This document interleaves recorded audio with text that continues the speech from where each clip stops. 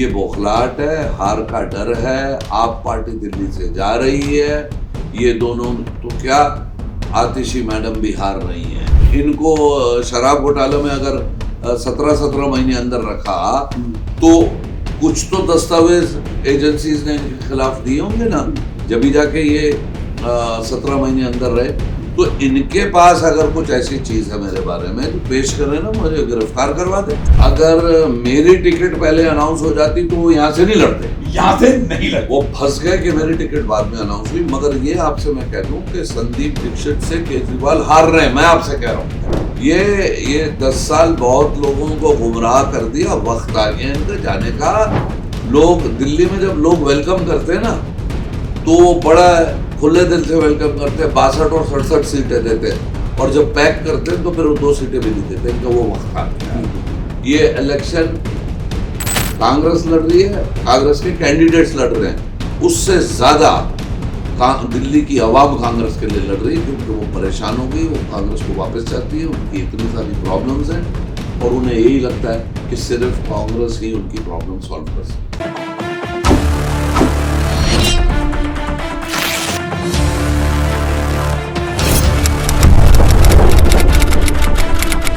नमस्कार देशवासियों, दिल्ली वासियों। आज हम ऐसी शख्सियत के पास बैठे हैं जिन्हों का एक अलग ही नाम और व्यवहार दिल्ली जैसे क्षेत्र में देखा जाता है। मेन पॉलिटिकल मामले को जो निकल के आया है आज की तारीख में, जो अभी इलेक्शन की जो परोसी गई रोटियां हैं, जो आम आदमी पार्टी जैसी शख्सियत कहते हैं जिनका नाम है मनीष सिसोदिया जी, और उनकी जो एक कहा जाए जैसे डमी है आतिशी जी, जो मुख्यमंत्री पद को संभाले बैठी है केजरीवाल के जेल जाने के बाद। आज हम फरहाद सूरी जी के यहाँ बैठे हुए हैं। इतना रसूखदार ये नाम है कि ताजदार बाबर जी के ये मतलब सपुत्र हैं, और उन्होंने अपने रहते हुए मेयर पद को भी संभाला, और ताजदार बाबर जी ने कांग्रेस कमेटी में रहते हुए इतना काम किया है कि जनता चाहे किसी भी कास्ट डिवीजन के अंदर हो, बहुत काम किया है। मतलब इस तरीके का एकदम से एलिगेशन लगाना और झूठ की थाली में एक मतलब परोसा रख देना, ये एक अलग किस्म की बात है। तो मैं फरहाद सूरी जी से आज आपको रूबरू कराऊंगा, भारत को, पूरे देश को और दिल्ली के 2025 के इलेक्शन को लेके। फरहाद सूरी जी नमस्कार। नमस्कार। जय भारत, जय भीम। ये जो आप पे अभी एक नया मामला निकल के आया है, वैसे तो आप पे जहां तक इंस्पेक्शन मीडिया ग्रुप की नॉलेज रखते हैं हम लोग, और जो आपकी इंस्पेक्शन भी किया गया आपके क्षेत्र के पिछली बार जब हम आए थे, वो किसी कारणवश जो है ताजदार बाबर के वीडियो क्लिपिंग के नाते वो रोक रखी है और वो हमने उसको चलाया नहीं। तो उसके आधार पर हम पब्लिक के बीच में गए। पब्लिक का तो कोई भी ऐसा एलिगेशन नहीं है और ना ही पॉलिटिकल ऐसा एलिगेशन है जो आपके ऊपर लगाया गया कि जी भारतीय जनता पार्टी मिलकर आपको मतलब वो परोसा दे रही है। ऐसा तो कहीं से नजर नहीं आया है। तो आपका बहुत तगड़ा विपक्ष है भारतीय जनता पार्टी, आपका मेल ही नहीं उसे 60 साल का, वो हमेशा एलिगेशन लगाते हैं। तो उसके लिए आपका क्या कहना जो अभी ये आपके ऊपर एक एलिगेशन लगाया है? देखिए, केजरीवाल साहब रात को सोते हुए ये स्कीम बनाते हैं कि कल वो अगले दिन कौन सा झूठ मार्केट में फेंकेंगे। परसों की अगर आपको बात याद हो तो उन्होंने कहा था कि आतिशी को अरेस्ट किया जा सकता है। ये ओपन बोला था उन्होंने। हाँ, उन्होंने तो ये शगुफे छोड़ दे की उनकी आदत है। और किसी भी नेता, जो किसी लेवल का नेता हो, ऊंचे लेवल का नेता हो, शायद सबसे ज्यादा कोर्ट में जाके माफी मांगनी पड़ी है केजरीवाल साहब को। हिंदुस्तान का रिकॉर्ड होगा। ये बोल देते हैं फिर माफी मांग लेते हैं। तो आज का जो इनका लेटेस्ट शगुफा था, तो मुझे गुस्सा भी आता है और हंसी भी आती है इनके ऊपर कि इनकी कमकली पे, इनकी जहनियत पे, इनकी घटिया सोच पे बीजेपी और कांग्रेस पोल्स अपार्ट हैं आइडियोलॉजी से। केजरीवाल की पार्टी की कोई आइडियोलॉजी नहीं है। ये नहीं कह सकता वो कि मैं लेफ्टिस्ट हूं, मैं सेंटरिस्ट हूं या मैं राइटिस्ट हूं। वो तो अपॉर्चुनिस्ट है, कोई उसकी वो नहीं रही है। और रोज एक नया झूठ बोलता है वो। अगर आपने मुझ पे एलिगेशन लगाया है, हालांकि चीफ मिनिस्टर साहिबा ने लगाया, और लेडी हैं वो, एहतराम मुझे करना चाहिए, मगर दिमागी बैंकरप्सी है उनकी कि जो ऐसी बात उन्होंने कही है। कोई चार्ज अगर किसी पे लगाता है तो सबूत देता है, सबूत देगा ना, जाहिर है कि कोई चार्ज लगाएगा, तो सबूत तो उन्होंने कोई पेश नहीं किया, शगुफा जरूर छोड़ा। और ये केजरीवाल और केजरीवाल की पार्टी जो है, ये फासिस्ट लोग हैं, और ये गोबल्स के चेले हैं। ये कहते हैं कि एक झूठ को बार बार रिपीट करो, बार बार रिपीट करो तो शायद कुछ चिपक जाएगा। और किनके मुंह से आ रहा है, मतलब एलिगेशन किनके मुंह से आ रहा है, जो खुद जेल में एक अरसे से दोनों गुरु चेलों ने जेल काटी और अभी भी सजा के चांसेस हैं उनको। तो इनके मुंह से, जिन्होंने लिकर स्कैम में इस कदर पैसा कमाया है, उनके मुंह से बात वैसे भी शोभा नहीं देती। तो कहते हैं ना कि जट्टा अपनी पगड़ी संभाल। मगर ये अब आप पूछेंगे कि क्यों किया, तो मेरा अपना दिमाग ये कहता है कि केजरीवाल और सिसोदिया इनके नंबर 1 और नंबर 2 लीडर्स हैं, और दोनों अपनी कंस्टिट्यूएंसी से हार रहे हैं। पैर के नीचे जमीन बड़ी कमजोर है, और ये जो जंगपुरा वाला क्षेत्र है, ये ना तो दल बदलू को पना देगा, ना क्षेत्र बदलू को देगा। आदि मैं एक बात कहूं, कहीं ऐसा तो नहीं है कि आपका आने से ही उनको दहशत हुई हो? इससे पहले तो वो बड़े मतलब ढोल बाजे गाजे के साथ अपनी विधानसभा को छोड़ के पटपड़गंज को, और वो जंगपुरा में आ गए। लेकिन ऐसा लगता है, जो हमने रिसर्च किया, कि उसमें आपके आने से इनको दहशत हो गई है। इसके लिए क्या कहते हो? आप तो रसूखदार हो, और एक रसूखदार फैमिली से आप इन्वॉल्वमेंट रखते हो, आपकी पोजीशन है, आपने लोगों के लिए काम किया है, देखा गया है। आपने नगर पालिका में काम किया, आपने मेयर हाउस के अंदर मेयर पद पे बैठ के काम किया, कमी तो कोई दिखाई नहीं दे रही है। तो कहीं ऐसा तो नहीं है कि इनको लग रहा हो कि यार अब क्या होगा? देखिए, मैंने कहा, आपसे अर्ज किया मैंने कि जमीन पैरों के नीचे सियासती जमीन कमजोर है, और इलेक्शन में कोई फोरकास्ट नहीं कर सकता, क्योंकि बड़े से बड़े सेफोलॉजिस्ट फेल हो जाते हैं, और ना मैं कोई नजूमी हूं। मगर अगर मैं जमीनी हकीकत को देखूंगा, तो फाइट बीजेपी और कांग्रेस के बीच में सिसोदिया साहब तो कहीं एग्जिस्ट नहीं करते। मैं बहुत विनम्रता से, बहुत रिस्पेक्टफुली, बहुत ह्यूमिलिटी से कह रही हूँ कि दिल्ली में चुनाव केवल बीजेपी वर्सेस आम आदमी पार्टी है, और कांग्रेस को ऐसे अपशब्द यूज करके लाइमलाइट में आने की कोशिश नहीं करनी चाहिए। तो अब अपनी झेप मिटानी है। और देखिए, मैं आपके कैमरे पे ओपनली कह रहा हूं, ये शख्स जो कहते थे कि हम आम आदमी पार्टी हैं, गरीबों की पार्टी हैं, करप्शन को हटा देंगे, आप सिर्फ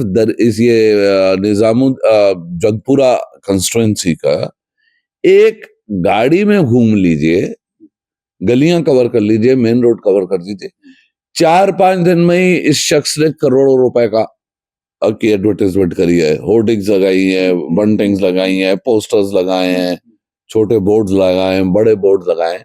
तो एक पार्टी जो कहती है कि हम लोगों की पार्टी है, इतना पैसा का अभी ये तो कहां से आया, और ये इलेक्शन की शुरुआत है। तो मेरा ये सोचना और मेरा समझना है कि वो जो शराब के घोटाले का जो पैसा है, और उसके रिसिपिएंट्स यही लोग थे दोनों, इनके और भी पार्टी के लोग होंगे, तो उसका ये भरपूर इस्तेमाल कर रहे हैं, पैसा खूब खर्च रहे हैं। मगर पब्लिक जो है वो कांग्रेस को अब मिस कर रही है 10 साल के झूठे वादों के बाद। तो जहां पे ये जाते हैं, लोगों को समझ में आ रहा है। हाँ, जहां पे भी ये जाते हैं, इनको लोगों से रिस्पांस नहीं मिलता। अब अगर हार सामने नजर आ रही है, तो कोई बहाना तो चाहिए ना, तो एक शगुफा इन्होंने छोड़ दिया। मगर ऐसी बात को अक्लमंद लोग, इसमें जनता का भी कहना है, हम अभी निकले थे, अभी जब आपके पास नीचे आए थे तो आपके पास टाइम नहीं था, आप अपने उसमें लगे हुए थे, तो हमने लोगों से पूछा, हम जोड़ेंगे इस खबर से उसको, जो आपने अभी बोला कि भाई इतना ज्यादा पैसा एडवर्टाइजमेंट के अंदर खर्च कर रखा, वो भी हमने देखा। हमने इस विधानसभा में इतना पैसा लगता ही देखा है इनका, पोस्टरबाजी के अंदर, बैनरबाजी के अंदर, वो दिखाई दे रहा है। लेकिन एक चीज और, जातीय समीकरण भी हो सकता है ना फराज सर, उनको जाति समीकरण, आपका जो बलबूता है वो एक जाति पे विशेष पे नहीं है नहीं, आपका, बिल्कुल। आपका तो सब जातियों पे है। अब चाहे वो मोमडन समाज है, आपका अपना दलित समाज है ना, सब समाज के लोग आपको पसंद करते हैं, आपको लाइक करते हैं, आपने लोगों के हित में काम किया है, ये देखा गया है। और मैं ये तो नहीं कहूंगा कि अभी इंस्पेक्शन मीडिया ग्रुप इस चीज के ऊपर रिसर्च कर रहा है। पिछली अगर रिकॉर्डिंग निकाली जाए ताजदार बाबर जी की, जो एक वो शख्सियत रही है जिसकी सोनिया गांधी भी मतलब एक इज्जत और मान सम्मान के नजर से देखती है पार्टी, उनके प्रमुख भी देखते हैं कांग्रेस कमेटी के। तो मतलब कहने का ये है कि इतने रसूखदार फैमिली के इंसान को, जिसने लोगों के हित में, हर समाज के लोगों के हित में काम किया, इतना बड़ा भरोसा, और जिनके पर देखो कितने मुकदमे लगे पड़े, शराब घोटाला है ना, 44 करोड़ का नाम है, अपने मकान, अपनी कोठी को बनाना, उस ऐसे बहुत सारे उनके पर मुकदमे चल रहे हैं। अभी वो पैरोल के ऊपर है, जमानत के ऊपर है। तो इतना होने के बावजूद भी फिर एक रसूखदार फैमिली के ऐसे इंसान के ऊपर उंगली उठाना और एलिगेशन लगाना, अब फिर इतने रसूखदार फैमिली के इंसान से, जिनने काम किया है दिल्ली में, मेयर हाउस में काम किया, चेयरपर्सन रह के काम किया, ताजदार बाबर जैसी शख्सियत ने, आपकी भांजी ने इतना बड़ा मतलब इस एरिया को काम, हमारे पास वीडियो है, क्लिपिंग है, वो कहते हैं आज के टाइम पे जो यहाँ की निगम पार्षद है कोई काम नहीं है। रोड है, ये मैंने अभी भरा है, ये सारा ये इन्होंने भरा है। ये देखो, और निजामुद्दीन के लोग वाकई में ही बहुत परेशान है, क्योंकि इतना ओपन कैमरे के आगे बोलना हर किसी में जज्बा नहीं होता है, लोग डरते हैं। और भाई ने खुले, पानी नहीं आ रहा, वहाँ से लेकर आ रहा है, नाले की तरफ से। अब देखिए दिल्ली सरकार बड़े बड़े वादे करती है जी, पानी और बिजली में हमने 2 दिन होगा पानी को आए हुए, 2 दिन से पानी नहीं है। पानी नहीं आ रहा। आप ये बताइए, 1 हफ्ता हम तैयारी करते हैं, क्या करते हैं कि हमें आज मंगल बाजार जाना है, हमें पीर बाजार जाना है, मगर जब हम अपना सारा पैसा इकट्ठा करने के बाद अगर हम दुकान लगाने आते हैं तो सर यहाँ पे क्या रिजल्ट मिलता है हमें मालूम है कि हमें यहाँ दुकान नहीं लगाया जाता है, हमें यहाँ से फेंक देते हैं, हमें पुलिस वाले उठा के मारते हैं, हमारे साथ ये धमकियाँ मिलती हैं। एक बाजार लगा करता था, बाजार तुड़वा दिया, बेचारे उससे गरीब लोग रोटी खाया करते थे, है ना, वहां पर बैठना उठना लोगों का हराम कर दिया है। तो इन सब चीजों को देखते हैं, ऐसा एलिगेशन क्रिएट करना विदाउट एविडेंस के, तो क्या आपका बनता नहीं है इनके खिलाफ कुछ कार्रवाई हो? मैं जाती तौर पे, इंडिविजुअल तौर पे तो इस फेवर में हूं कि मैं डेफेमेशन नोटिस दूं इनको, मगर मैं अपनी सीनियर पार्टी लीडरशिप से बात करके दूंगा, और उनकी इजाजत अगर मिल गई, मुझे उम्मीद है कि उनकी इजाजत मिलेगी भी, तो मैं इनके खिलाफ डेफेमेशन को केस डालूंगा, कोर्ट में लेके जाऊंगा, इनको जवाब देना पड़ेगा। ऐसा नहीं चलता कि आप किसी भी शरीफ आदमी के ऊपर कीचड़ उछालें। क्या आप तो एस्टैब्लिश्ड करप्ट लोग हैं, तो जब आपको लोग चोर कहते हैं तो आपको फर्क नहीं पड़ता, क्योंकि आप हैं ही वो। तो मगर अगर किसी शरीफ आदमी की छवि कोई खराब करता है तो उसको उसका खामियाजा भुगतना पड़ता है। मतलब कहने का ये है कि अभी जो आप अपनी विधानसभा को, जहां से आप कांग्रेस के प्रत्याशी चुने जा रहे हैं, हाईकमान ने आपको एक मतलब सोचे समझे हिसाब किताब से इस पे उतारा है, इस विधानसभा पे, जंगपुरा विधानसभा पे।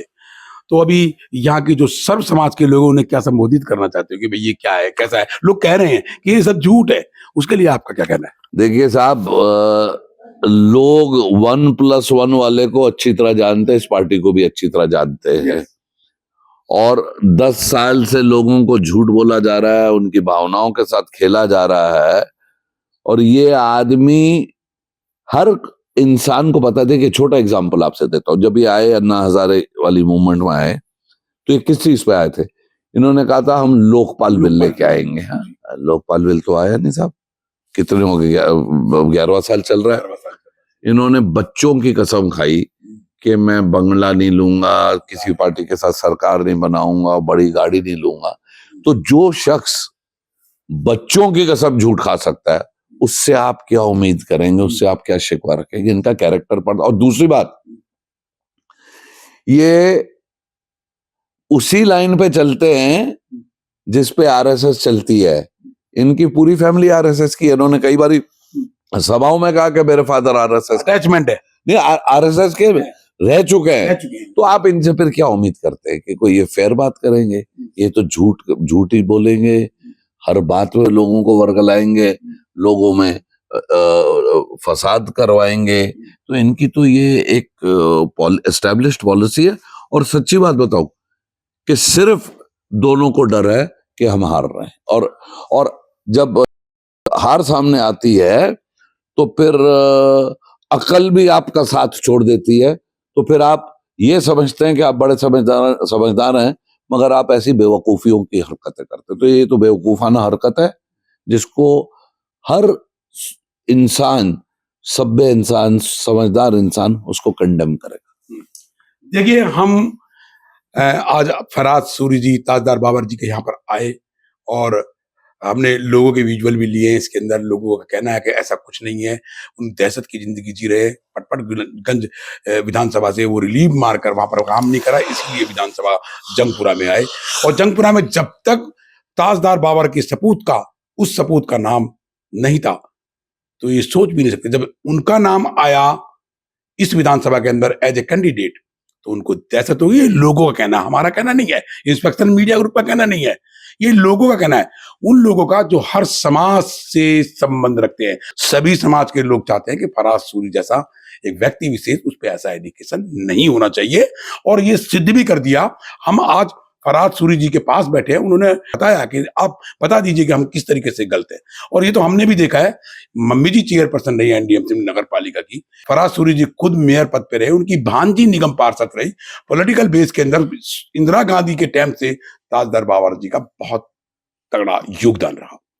तो कहने का मतलब ये है, झूठी थाली में परोस के अपने आप को सर्वोसर्वा दिखाने की वजह से ये आम आदमी पार्टी एक ऐसी पार्टी जिसने 60 साल हुकूमत की और उसके अंदर ताजदार बाबर जैसी महिला का योगदान रहा, उसके परिवार का रहा, उनके बच्चे का रहा। आज जब वो विधानसभा में इलेक्शन फाइट करने के लिए आए तो दहशत और डर की जिंदगी जी रहे हैं। मैं फराज सूरी जी का धन्यवाद करता हूं और ये उम्मीद रखता हूं इनसे कि जैसे इन्होंने पहले कभी, अगर हुकूमत इनके हाथ में आई जंगपुरा विधानसभा की, तो इन्होंने जो पहले काम किया उससे ज्यादा अच्छा काम ये करके दिखाएंगे। इनमें है वो चीज दिखाई देती है, साफ दिखाई देती है। तो हम आपका धन्यवाद करते हैं कि आपने इंस्पेक्शन मीडिया ग्रुप को टाइम दिया। हम यही दुआ करेंगे कि आप अपनी जंग में फतेह हासिल करें। बहुत बहुत शुक्रिया। जय हिंद, जय भारत।